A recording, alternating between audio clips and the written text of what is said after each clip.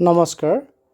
আনচাৰ্ভড আৰু চাৰ্ভড হেবিটেশ্যনৰ যি ছাৰ্ভে কৰিব লাগে, এই ছাৰ্ভেটোত যদি আপোনালোকে চাই তিনিটা ষ্টেপ আছে ফৰ্মকেইটাত, LP খাপৰে হওক, অৰ্থাৎ ফৰ্মেট 1 হওক, ফৰ্মেট 2 হওক বা ফৰ্মেট 3 হওক।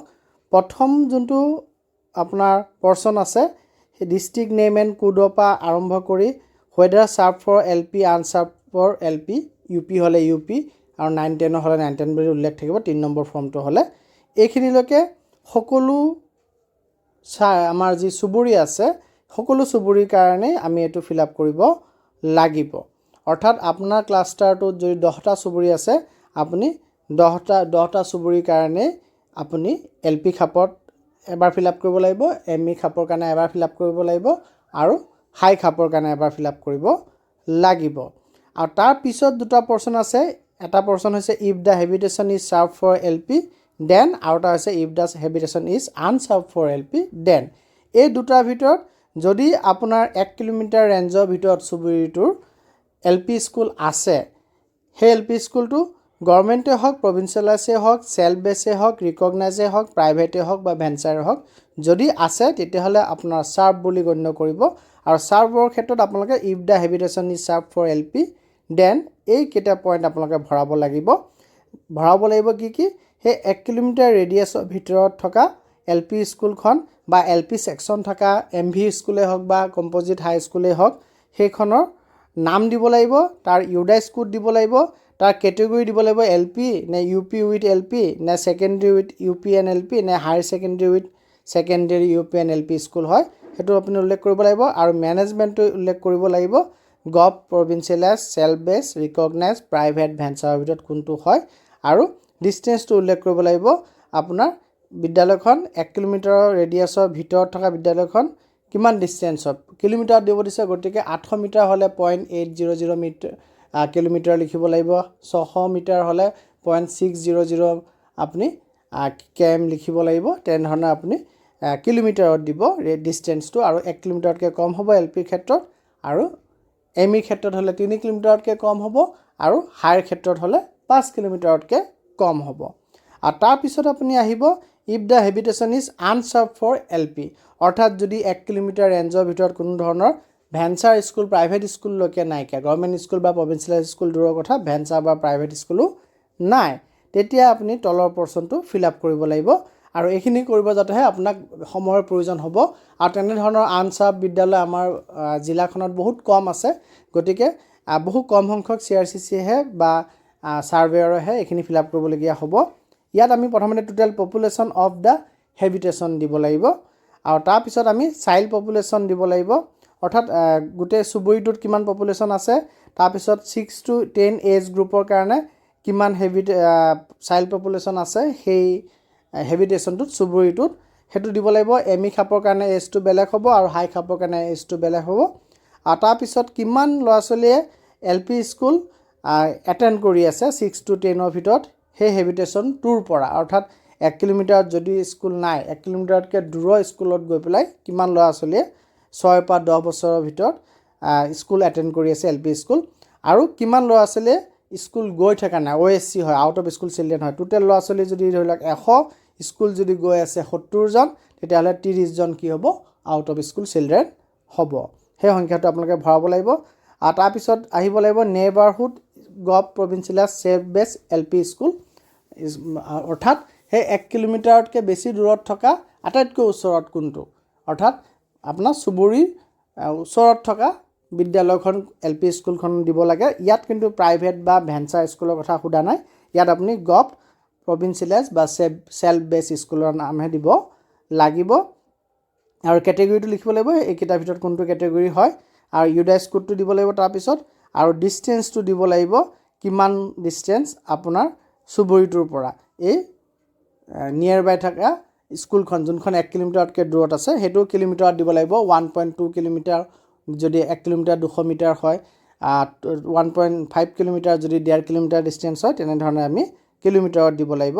আৰু whether there is any physical barrier, কিবা ফিজিকেল বেৰিয়াৰ আছে নেকি, কিবা বাধা আছে নেকি, ধৰি লওক নদী আছে মাজত, নেশ্যনেল হাইৱে মাজেদি গৈছে যদিও ডিষ্টেঞ্চটো কম, তেনেধৰণৰ বাধা আছে, তেনেধৰণৰ কথাখিনি যদি আছে মাজত, সেইটো আপোনালোকে লিখিব লাগিব। আৰু এৰিয়া টাইপটো দিব লাগিব, কোন ধৰণৰ এৰিয়াত আপোনাৰ এই বিদ্যালয়খন চুবুৰীটো অৱস্থিত, যোনটো এৰিয়াৰ পৰা 1 কিলোমিটাৰ ভিতৰত কোনো ধৰণৰ LP স্কুল নাই, বা ME স্কুলৰ ক্ষেত্ৰত ফৰ্ম 2ত যেতিয়া আহিম তেতিয়া কোনো ধৰণৰ ME স্কুল নাই 3 কিলোমিটাৰৰ ভিতৰত, বা যেতিয়া আমি হাই স্কুলৰ ক্ষেত্ৰত আহিম তেতিয়া ফৰ্মেট 3 আৰু তাত আমি পাম যে কোনো ধৰণৰ হাই স্কুল নাই 5 কিলোমিটাৰৰ ভিতৰত। এৰিয়াটো ফৰেষ্ট এৰিয়া নে চৰ এৰিয়া নে হিলি এৰিয়া নে নদী কাষৰ এৰিয়া, টি গাৰ্ডেন নে ৰিম'ট এৰিয়া, সেইটো আমি উল্লেখ কৰিব লাগিব। আৰু কিবা ৰিজন যদি আছে LP স্কুল কিয় নাই, মানে ৰাইট টু এডুকেশ্যন এক্ট 2009 চনত আহিছিলে, আৰু প্ৰতি 1 কিলোমিটাৰত এখন LP স্কুল হ'ব লাগে, প্ৰতি 3 কিলোমিটাৰত এখন UP স্কুল হ'ব লাগে, প্ৰতি 5 কিলোমিটাৰত এখন হাই স্কুল হ'ব লাগে বুলি ইমান দিনে ৰাইট টু এডুকেশ্যন এক্ট চলি থকাৰ পাছতো আজি তাৰিখলৈকে কিয় নাইকিয়া, তাৰ কিবা ৰিজন নিশ্চয় থাকিব। সেই ৰিজনটো আপোনালোকে ইয়াত উল্লেখ কৰিব লাগে আৰু শেষত ৰিমাৰ্কছটো দিব লাগে, তলত ছাৰ্ভেয়াৰজনে চহী কৰিব, আৰু ইফালে আপোনাৰ ছিগনেচাৰ অফ দ্য BMIS অৰ্থাৎ block mission coordinator, block MIS coordinator বা BMC ব্লক মিছন কোঅৰ্ডিনেটৰ তেখেতে চহী কৰিব। আৰু ইয়াৰ ওপৰত যিখিনি কথা আছে এইটো আমি প্ৰতিটো ফৰ্মেটতে আমি ফিল আপ কৰিব লাগিব, আনচাৰ্ভডে হওক বা চাৰ্ভডে হওক।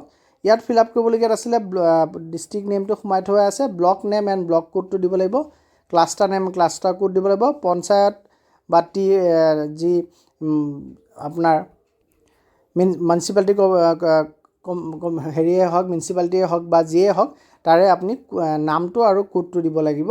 আৰু তাৰপিছতে আপোনাৰ ভিলেজ ৱাৰ্ড টি গাৰ্ডেন নেমটো দিব লাগিব, আৰু ভিলেজ ৱাৰ্ড টি গাৰ্ডেন কোডটো দিব লাগিব। এইখিনি আপোনালোকক MIS ফালৰ পৰা প্ৰভাইড কৰিব। Total population of the village দিব লাগিব, গাঁওখনৰ পপুলেশ্যন। আৰু ইয়াত তলত যোনটো আপোনালোকে পাইছিলে টোটেল পপুলেশ্যন অফ দ্য হেবিটেশ্যন, ইয়াত আছিলে চুবুৰীটোৰ হেবিটেশ্যন, যদি আনচাৰ্ভ হয় তাত আমি ফিল আপ কৰিছিলোঁ চুবুৰীটোৰ হেবিটেশ্যন আৰু গাঁওটোৰ হেবিটেশ্যন। গাঁৱৰ হেবিটেশ্যন, এটা গাঁৱৰ আণ্ডাৰত 5খন 6খন 7খন 8খন চুবুৰী থাকে, গতিকে গোটেই গাঁওটোৰ পপুলেশ্যনটো আমি ওপৰত ফিল আপ কৰিব লাগিব। সেইটো আমাৰ চাৰ্ভড হ'লেও ফিল আপ কৰিব লাগিব, আনচাৰ্ভড হ'লেও ফিল আপ কৰিব লাগিব। আৰু এই child population of the village আমি টোটেল পপুলেশ্যন দিব লাগিব, মুঠ একদম 0ৰ পৰা আৰম্ভ কৰি বুঢ়া মানুহজনলৈকে টোটেল পপুলেশ্যন কিমান আছে দিব লাগিব। আৰু তাৰপিছত LP খাপত আমি 6 to 10 ইয়েৰ্ছৰ বাচ্চা শিশু সেই ভিলেজটোত কিমান আছে তাৰ তথ্য আমি ইয়াত ভৰাব লাগিব। ME খাপ হ'লে এজটো বেলেগ হ'ব, তাতকৈ ডাঙৰ হ'ব, আৰু হাই খাপত তাতকৈ আৰু কিছু ডাঙৰ হ'ব। তাৰপিছত হেবিটেশ্যন নেম আৰু হেবিটেশ্যন কোডটো দিব লাগিব। আৰু 1 কিলোমিটাৰ ৰেডিয়াছৰ ভিতৰত যে LP স্কুল আছে তেতিয়াহ'লে আপুনি হয়তো served for LP unserved for LP, ইয়াত আপুনি চাৰ্ভ ফৰ LP লিখিব, আৰু যদি 1 কিলোমিটাৰ ৰেডিয়াছৰ ভিতৰত কোনো ধৰণৰ LP স্কুল নাই তেতিয়াহ'লে আনচাৰ্ভ ফৰ LP লিখিব। এইখিনি আপুনি প্ৰতিটো চুবুৰীৰ কাৰণে ফিল আপ কৰিব লাগিব। আৰু চাৰ্ভড হ'লে if the habitation is served for LP then এইখিনি ফিল আপ কৰিব লাগিব। আৰু যদি আনচাৰ্ভ হয় তেতিয়াহ'লে আমাৰ কাম বাঢ়ি যাব, আমি বহুতখিনি তথ্য দিব লাগিব। গতিকে আপোনালোকে নিশ্চয় বুজি পাইছে।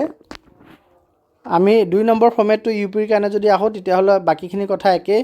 মই যেনেদৰে কৈছিলোঁ যে total population of the village প্ৰথমতে লিখিম, আৰু তাৰপিছত চাইল্ড পপুলেশ্যনটো ইয়াত 11 পৰা 14 বছৰ এজৰ চাইল্ডৰ কথাহে ইয়াত আমি দিব লাগিব, কিমান চাইল্ড আছে। আৰু ইয়াত 3 কিলোমিটাৰৰ ভিতৰত যদি UP স্কুল আছে তেতিয়াহ'লে আমি চাৰ্ভ বুলি দিম, আৰু 3 কিলোমিটাৰ ৰেডিয়াছৰ ভিতৰত যদি UP স্কুল নাই, আপাৰ প্ৰাইমেৰী নাই, আনচাৰ্ভ বুলি দিম। আৰু ইয়াত যদি চাৰ্ভ হৈ থাকে তেতিয়াহ'লে একেধৰণৰ আমি স্কুলখনৰ নাম দিব লাগিব, 3 কিলোমিটাৰ ৰেডিয়াছৰ ভিতৰত থকা, আৰু তাৰ UDAS কোড দিব লাগিব, আৰু তাৰ কেটেগৰী কি সেইটো আমি দিব লাগিব, আৰু কোন মেনেজমেণ্টৰ স্কুল হয়, আৰু কিমান ডিষ্টেঞ্চত ইন কিলোমিটাৰ আমি দিব লাগিব। আৰু যদি আনচাৰ্ভ হৈ থাকে অৰ্থাৎ 3 কিলোমিটাৰৰ ভিতৰত UP স্কুল নাই তেতিয়াহ'লে ইয়াত চাব এৰিয়া টাইপটো সুধিছে, চাইল্ড পপুলেশ্যন সুধিছে, হেবিটেশ্যনটোৰ, আৰু আউট অফ স্কুল চিলড্ৰেনৰ সংখ্যা সুধিছে। এইখিনি কথা একেধৰণেৰে হয়, এজ 11 to 14 হয়, LPত খালি এজটো কম আছিলে। আৰু নেইবাৰহুড গভ স্কুলৰ কথা সুধিছে, UP ছেকশ্যন থকা, আৰু তাৰ কেটেগৰী সুধিছে, UDAS কোড সুধিছে, ডিষ্টেঞ্চ সুধিছে কিমান দূৰ। ইয়াত এটা বস্তু লগাই দিছে, এইটো হৈছে ছিট কেপাচিটি।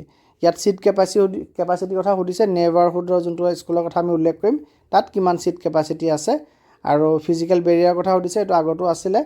আৰু তাৰ লগতে সুধিছে যে